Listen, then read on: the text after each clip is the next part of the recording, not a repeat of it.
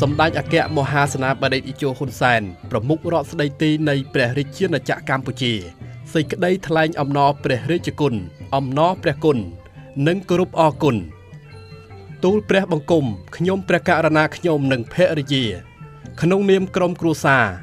ឯកឧត្តមអ្នកអង្គញាឧត្តមមេត្រីវិសិទ្ធហ៊ុនសានរដ្ឋលេខាធិការក្រសួងសាធារណការនិងដឹកជញ្ជូនដែលបានទទួលមរណភាពកាលពីថ្ងៃសុក្រ15រោចខែផល្គុនឆ្នាំរោងឆស័កពុទ្ធសករាជ2568ត្រូវនៅថ្ងៃទី28ខែមិនិនាឆ្នាំ2025ក្នុងជន្មាយុ78ឆ្នាំដោយរោគគាពៀតជាបឋមសូមព្រះបរមរាជានុញ្ញាតលំអោនកាយវិជ្ជាចិត្តថ្លែងអំណរព្រះរាជគុណព្រះករុណាព្រះបាទសម្ដេចព្រះបរមនាថនរោត្តមសីហមុនីព្រះមហាក្សត្រនៃព្រះរាជាណាចក្រកម្ពុជាជាទីសក្ការៈដ៏ខ្ពង់ខ្ពស់បំផុតនិងសូមលំអោនកាយវិជ្ជាចិត្តថ្លែងអំណរព្រះរាជគុណសម្ដេចព្រះមហាក្សត្រីនរោត្តមមុនិនាថសីហនុព្រះវររាជមាតាជាតិខ្មែរក្នុងសេរីភាពសេចក្តីថ្លៃថ្នូរនិងសុភមង្គលជាទីសក្ការៈដ៏ខ្ពង់ខ្ពស់បំផុតដែលព្រះអង្គទាំងទ្វេស្ដេចទ្រង់សពព្រះរាជហឫទ័យប្រោសព្រះរាជទាននៅព្រះរាជសារលិខិតរំលែកទុក្ខចំពោះក្រុមគ្រួសារសពឯកឧត្តមអ្នកអង្គញាឧត្តមមេត្រីវិសិទ្ធហ៊ុនសានខ្លឹមសារព្រះរាជសារលិខិតពោពេញដោយក្តីសង្វេគស្ដាយអាឡោះអាល័យស្ទើររោគទីបំផុតគ្មាននិងសូមឧទ្ទិសដួងវិញ្ញាណក្ខន្ធអញ្ជើញទៅកាន់សុគតិភពសូមថ្លែងអំណរព្រះរាជគុណអំណរព្រះគុណ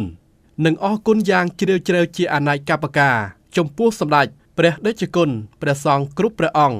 សម្ដេចព្រះអង្គម្ចាស់អ្នកអង្គម្ចាស់ទ្រង់ឯកឧត្តមលោកជំទាវលោកអ្នកអង្គញា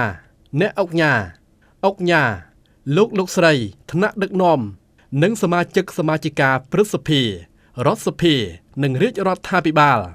និងមន្ត្រីរាជការមកពីគ្រប់ក្រសួងស្ថាប័នសាធារណៈ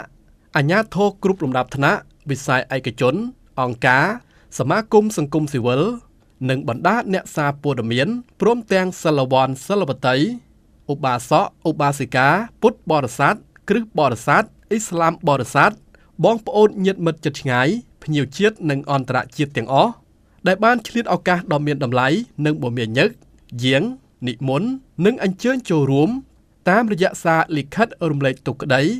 និងការចូលរួមឧទ្ទិសមគ្គផលកុសលអានិសង្ឃគោរពវិញ្ញាណក្ខន្ធដោយផ្ទាល់ក្តីនិងបានយោគយល់អព្យាស្រ័យសហការជួយជ្រោមជ្រែងលើកកម្ពស់កម្មវិធីបុណ្យតក្កនានុប្បទានប្រព្រឹត្តទៅយ៉ាងរលូននិងអធិកអធមតាមប្រពៃណីជាតិព្រះពុទ្ធសាសនានិងបានបួងសួងដល់ដួងវិញ្ញាណក្ខន្ធសពឯកឧត្តមអ្នកអង្គញាឧត្តមមេត្រីវិសិទ្ធហ៊ុនសានអញ្ជើញទៅកាន់សុគតិភពជាថ្មីម្ដងទៀតក្នុងនាមក្រុមគ្រួសារឯកឧត្តមអ្នកអង្គញាឧត្តមមេត្រីវិសិទ្ធហ៊ុនសានទូលព្រះបង្គំខ្ញុំព្រះករុណាខ្ញុំនិងភរិយាសូមថ្វាយប្រគេននិងជូននៅសពសាធុការពរបវរមហាប្រសើរ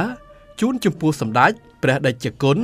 ព្រះសង្ឃគ្រប់ព្រះអង្គសម្ដេចព្រះអង្គម្ចាស់អ្នកអង្គម្ចាស់ទ្រង់ឯកឧត្តមលោកជំទាវ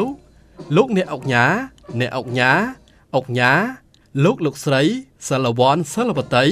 ឧបាសកឧបាសិកាពុទ្ធបរិស័ទគ្រិស្តបរិស័ទអ៊ីស្លាមបរិស័ទបងប្អូនញាតិមិត្តជិតឆ្ងាយភ្ញៀវជាតិនិងអន្តរជាតិទាំងអស់បានសូមប្រកបដោយពុទ្ធពរនិងពរទាំង5ប្រការគឺអាយុវណ្ណៈសុខៈពលៈនិងបដិភិនៈកំបីឃ្លៀងឃ្លាតឡើយនិងសូមទទួលនៅការរាប់អានដ៏ជ្រាលជ្រៅពីទូលព្រះបង្គំខ្ញុំព្រះករុណាខ្ញុំនិងភរិយាព្រមទាំងក្រុមគ្រួសារថ្ងៃប្រហោះ6កើតខែចែកឆ្នាំរោងឆស័កពុទ្ធសករាជ2568រាជធានីភ្នំពេញថ្ងៃទី3ខែមេសាឆ្នាំ2025ហត្ថលេខាសម្ដេចអគ្គមហាសេនាបតីតេជោហ៊ុនសែន